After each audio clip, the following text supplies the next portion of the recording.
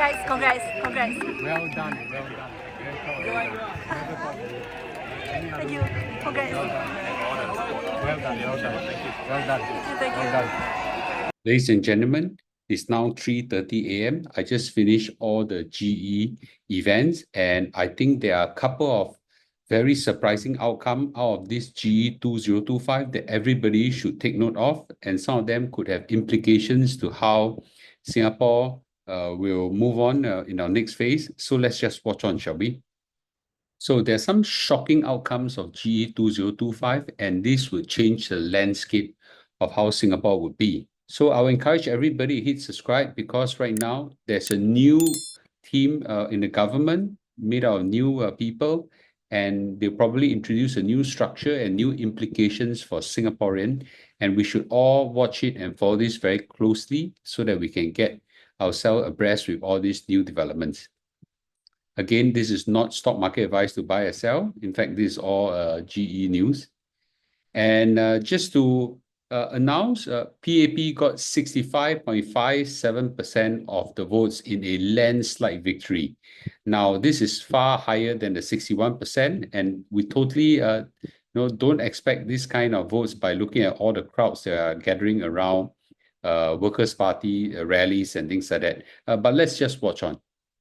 So Singaporeans have returned the PAP to power with a 65% of the popular vote, a commanding swing from its 61.24% shares in the last GE. Voters overwhelmingly endorsed the ruling party, which secured 87 of 97 seats in a GE that is taking place in the backdrop of a global uncertainty and trade wars. So they gave Prime Minister Lawrence Wong a clear mandate that he's looking for in his first GE as a head of government. That's quite amazing, right? First Prime Minister, you get such remarkable results. I think it's quite amazing. There were very tough fights in a couple of constituency. Punggol GRC is the fiercest fight. Tampines was fierce fight.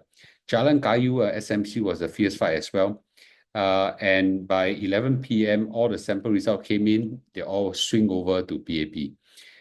The contests in East Coast GRC and West Coast GRC, although were expected to be tough, end up to be big wins for PAP. And PM Wong said that the election results was a humbling experience. And that's, I think, is something very good. The final results was amazing. If you look at this map, it will tell you everything, right? This part of it remains under Workers' Party, but the rest of it remains in PAP. And now we're talking about 65.57%. Really, really amazing results. So one of the most interesting outcomes is that there are many people who actually lost their deposit. So I think it was 1, 2, 3, 4, 5, 1, 2, 3, 15, 20, 22. Okay, so there are 22 candidates who lost their deposit. Each of them put up an amount of about $13,500.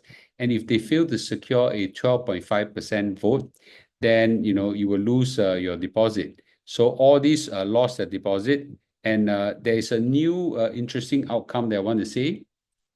They are actually near 0% this time, a new low, right? So we have got NSP, who got the 0.18%, is actually as good as 0%, and Goh Ming Seng and his PPP, which is 0.43%, which is still less than 0.5%. You round up, it goes down to 0% as well. So all these are very low percentages, and this is a new low.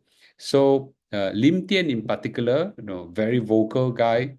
Some of us don't like him. I don't personally like him as well. He is below 10%. I think we won't even see him hopefully in the next election.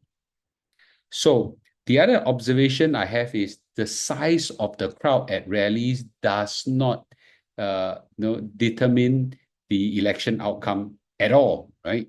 So I think I've mentioned this before. In 1960s, just after independence, my dad was attending some of these election rallies where Barisan Socialists were having big, huge crowds, and PAP were having much smaller crowds.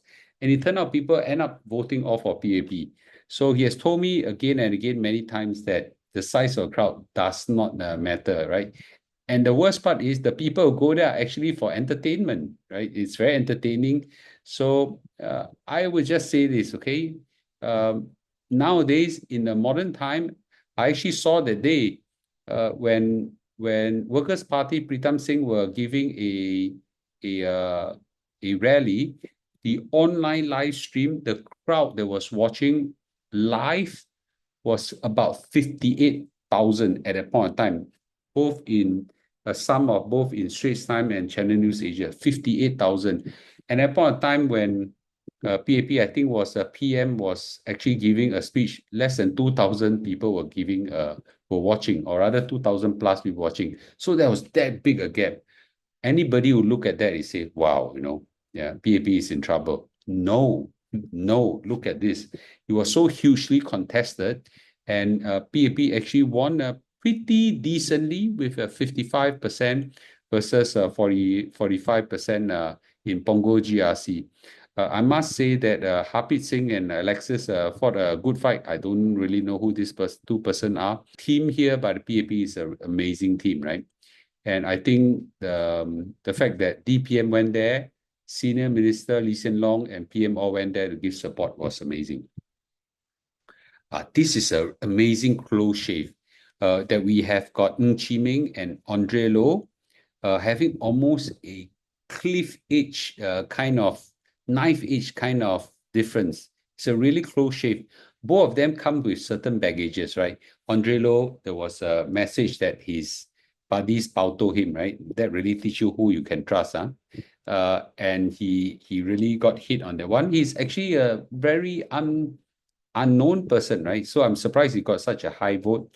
And on the other hand, Ng Chi Ming, although he's quite prominent, but he also come with the baggage of income alliance deal and so on. So the fight turned out to be knife edge, or that would really surprise me. Well, anyway, Ng Chi Ming won, and we hope that it will turn out all good. Now, this is a big news, right?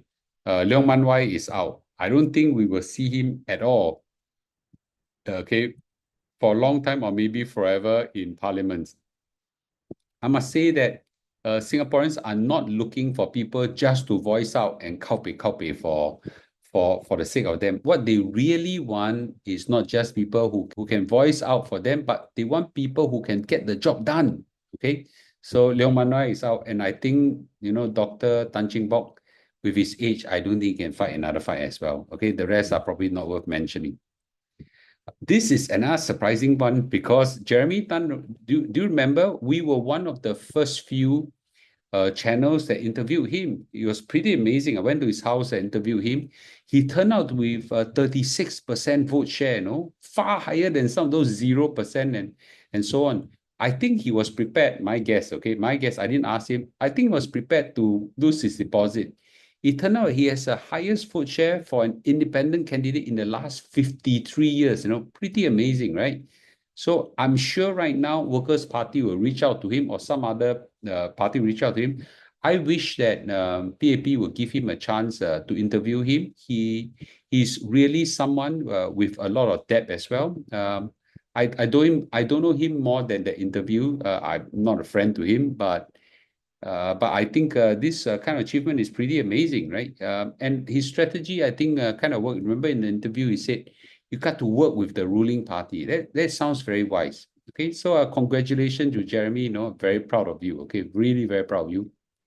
So just to be very clear, after today, I know a lot of people are not happy, Mr. Lu, because I sided with PAP.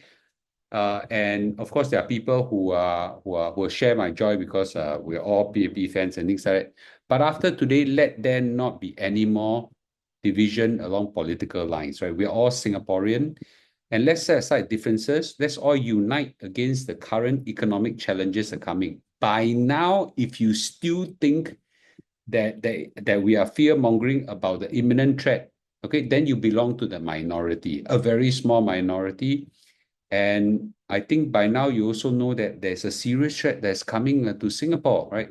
let's all unite. Let's all figure out ways to overcome this. I'm not a politician. I cannot change and influence policy, but I certainly can give you tips on how to navigate this economic storm around. So let's all unite right now. From now on, there's no more pro-PAP or anti-PAP, pro-opposition, anti-opposition. Let's all unite and let's be one voice, one Singapore. So, but as I end this video, I just want to say this. I was at Gombak Stadium just now after I ended my live stream. And I was there. I was trying to do a live, but there's just too many people there. They ate up all the bandwidth. I couldn't live. But here are some of the videos from my event there. Please watch. Pretty interesting, exciting, short video, and I hope you will like what you see. So many people. It's insane, man. The spirit, right? It's a landslide victory, man. Yeah. Okay. Really amazing, right?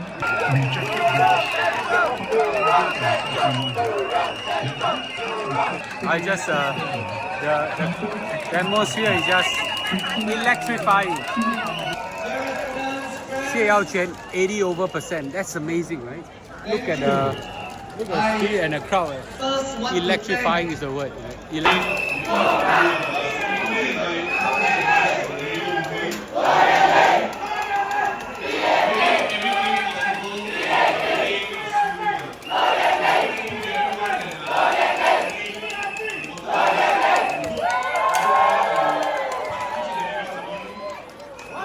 Wow, that was electrifying, right? The support for Low Yan Ling, 80% votes. That's amazing, right?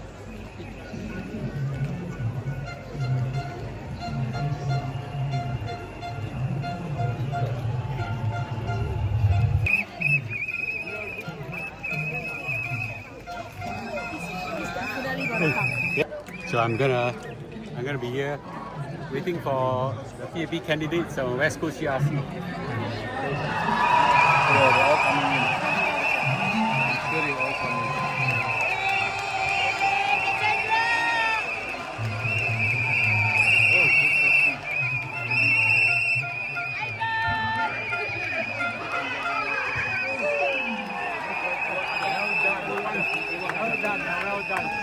Congrats. Well done. Thank you. Congrats. Well done. Thank you. Well done. Thank you. Well done.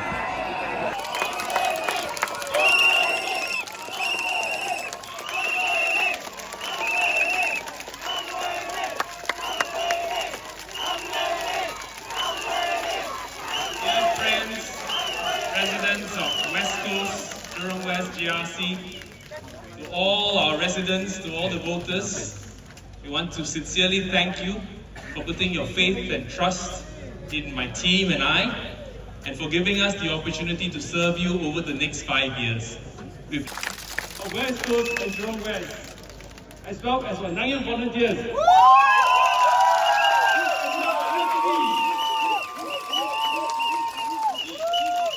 Tonight, your trust, your confidence, and your vote is very important to us. And all your votes and your confidence has humbled us actually. Last and most importantly, I think more exciting changes are come in the landscape of Singapore. Please hit subscribe so you will follow all this news carefully. And I believe we can navigate through all the challenges that are coming ahead. Thank you for watching, okay? And I'll see you tomorrow as well. Thank you and goodbye.